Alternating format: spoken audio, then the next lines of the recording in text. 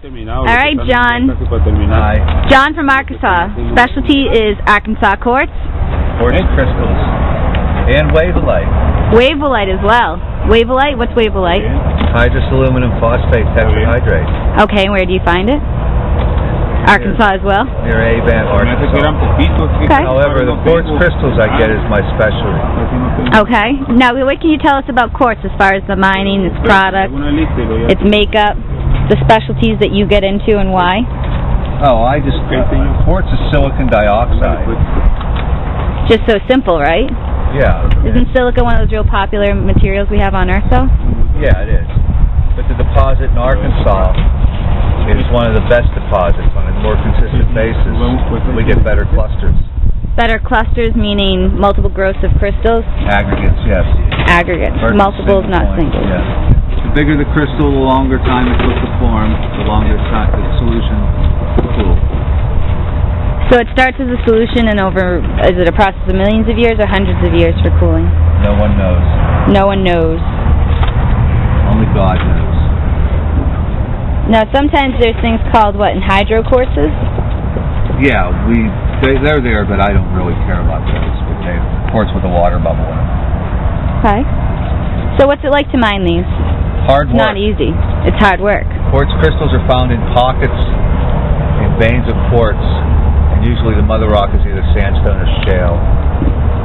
And all the surrounding material has to be cleared and then a pocket dug. What's one of your favorite ones here that you brought with you here? Right in front of me.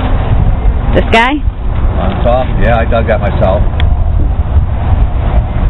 Took a little while to dig it.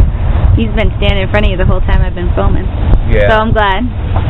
Yeah, that was the big one of the first of the series. There was a series of pockets I hit when I was digging. And they were between two layers of rock. Actually, between two layers of clay. The rock had been separated by earthquakes into different layers. Mm-hmm. And the clay is a friction zone. They call it a slip, where the layer on top moves at a greater rate of movement than that layer underneath of it. The pocket was caught halfway in a slip, and the spot where it was caught was ground up into clay that would be suitable for meerschaum pipe. It was fine clay. It wasn't sharp. It was powder, pulverized clay, suitable for porcelain. Wow. It was ground up with earth-shattering force. So usually it's a lot rougher. The stuff in the middle of the pocket where it wasn't earthquake zone was in pretty good tact, and this was a big piece out of the first part of the pocket I got. Awesome. The rest of the stuff's still at home, like worked on. So the crystals at your booth, is this everything from your latest season out at the mine, or is this a combination? Oh, it's definitely a combination of stuff from years gone past. There's some stuff here that was dug 15 years ago, and some stuff as recently as the beginning of December. These are huge, these massive ones sitting here on this crate. Yeah, those were dug in 07. These are 2007 crystals? Yeah, that one's from the Collier Creek mine. It no longer is producing, but the mine hasn't been reclaimed. They plan on reopening it soon.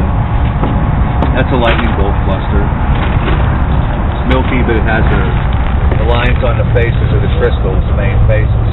Some etchings that look like lightning bolts. One side is shiny, one side is dull.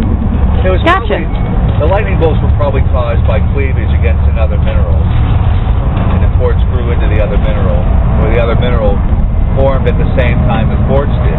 No one knows for sure if the calcite that it formed against was pre-existing or if it formed and eroded when the quartz did get formed. Wow. That's got some large crystal faces on it. That's from the Ron Coleman mine. The larger crystals are from, they call it the north side of the lake, which would be the northeast part of the vein. The vein is 60 by 90 miles big. 60 by 90 miles? Yeah. And is this like center of Arkansas, North Arkansas? They run from Little Rock, Arkansas to Broken Bow, Oklahoma. Wow. Arkansas to Oklahoma. Yeah. And so these, are they found particularly lower because of their, or is it just that part of the deposit is where you tend to find bigger ones? Rock opened up more. the spaces in the rock opened up wider. And then this orange is before they're cleaned with the acid, right? Yeah, there's mineralization that's on top of the crystals. And the mineralization usually is leached in after earthquakes and stuff that crack the sides of the pockets. And, you know, molecule by molecule, the iron has gradually coated the crystal. Wow. Minute cracks in the rock. These are just huge. People don't see things like this very often. Massive, yeah. That one, the mineralization stayed on it after cleaning it. We call that a golden healer because it was yellow after it was cleaned. And so that's iron stain that's gone deeper, or has been there for a longer time period? It just bonded to the surface of the quartz. Wow. It wasn't able to be deoxidized through the cleaning process. Wow. Versus the next one with the moss on it there. Yes. This is... Unclean. Got to see this. That one just sat outside and got naturally cleaned by itself. And then when I got it, I just pressure washed all around the moss so I wouldn't knock the moss off. That's pretty cool.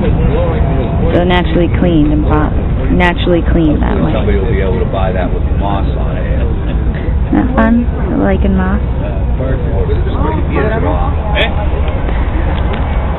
Well, this is the biggest collection of Arkansas quartz. And how long have you been mining it, John? Oh, I've been digging since I've been digging since 1990. 1990? Yeah. That's a long time. Yeah. What did you do before? Oh, I'm a not so disgruntled anymore ex-postal employee. Met a couple of those. Ooh! Tell me about these green crystals. These are very unusual. Oh, those are laboratory generated. They take them, they put, that's chrome plated quartz. They bake it in an oven to just about the melting point, which is about 1800 degrees. And then they infuse chromium gas into the chamber, adhering to the surface of the quartz.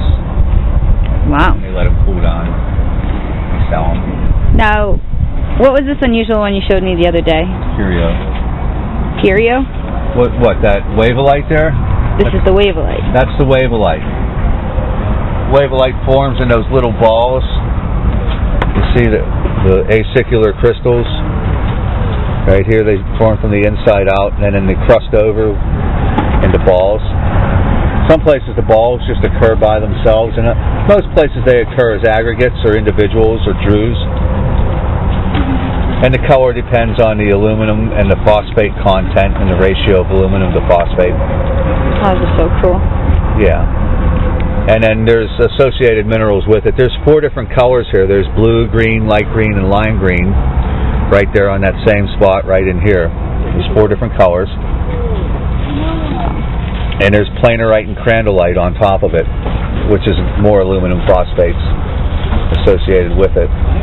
The whole mess of stuff going on there. And these are other Waverllites. Yeah, and the rock is novaculite, which is a silicate. Boom. Falling all over your rock here. John was asking me about the crystals. Like metaphysically, the crystal deposit itself just acts as a big crystal that, you know, transmits, you know, it egresses and ingresses energy through the universe, through, you know, the deposit itself is one big crystal sticking up on the earth in comparison to the other crystals in the world. And I'm sure that there's, you know, probably 12 of them, just like a double terminated quartz crystal, you know, 12 or 16 of them all around the earth, you know, so that there could be a grid laid on top of it, you know, and energy just, you know, comes off of it. Sphere of things. I mean, it's only natural to say that. And that's the Waverllite? No, that's the crystals. The quartz? Yeah, the quartz does that.